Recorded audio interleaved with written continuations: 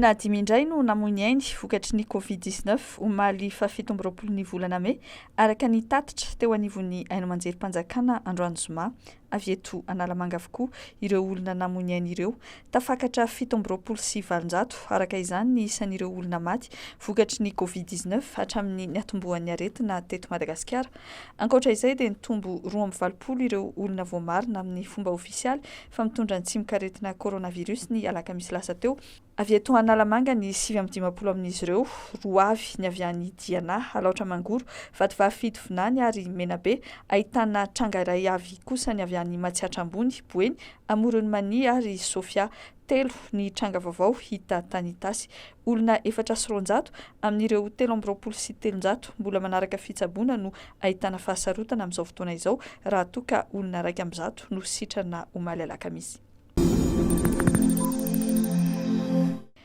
Nahazo fahafana vonjimaika ito Ramaolo Miaso Rabemanantsoa, tale jeneralan'ny ACM na ny Aviation Civile de Madagascar, androany zoma rehefa avy nahazo didy fampidirana ponja vonjimaika taorian'ny nandalovany tao amin'ny fampanoavana tao amin'ny PAC na ny Pôle anti-corruption ny alakamisy teo. Araka ny loharanom-baovao avy ao amin'ny ministeran'ny fitsarana dia voaroiroy oniraitsy kombakomba tao anatin'ny raharaha fanondranana volamena tsokosoko milanja 370 kilao izy. Ankoatra azy dia efa isan'ireo voaroiroy amin'ny tiraraha ity ihany koa ny sekretera jeneral'ny ACM izay anisan'ireo noenona voalohany sy nampidirina ponja vonjimaika tamin'ny volana janoary teo. Nisokatra ho an'ny olona rehetra 12 taona no miakatra ny vaksiny miaro amin'ny Covid-19 nanomboka omaly alakamisy araka ny nambaran'ny ministeran'ny fahasalamam-bahoaka.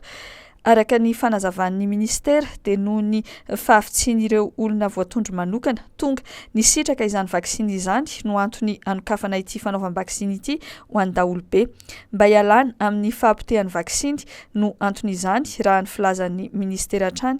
Raha tsy aivina dia tapitra amin'ny 17 ny volana Jona ny fanaovana vaksiny andiany voalohany satria efa tonga ny daty farany ahafahana mampiasa ireo vaksiny ireo.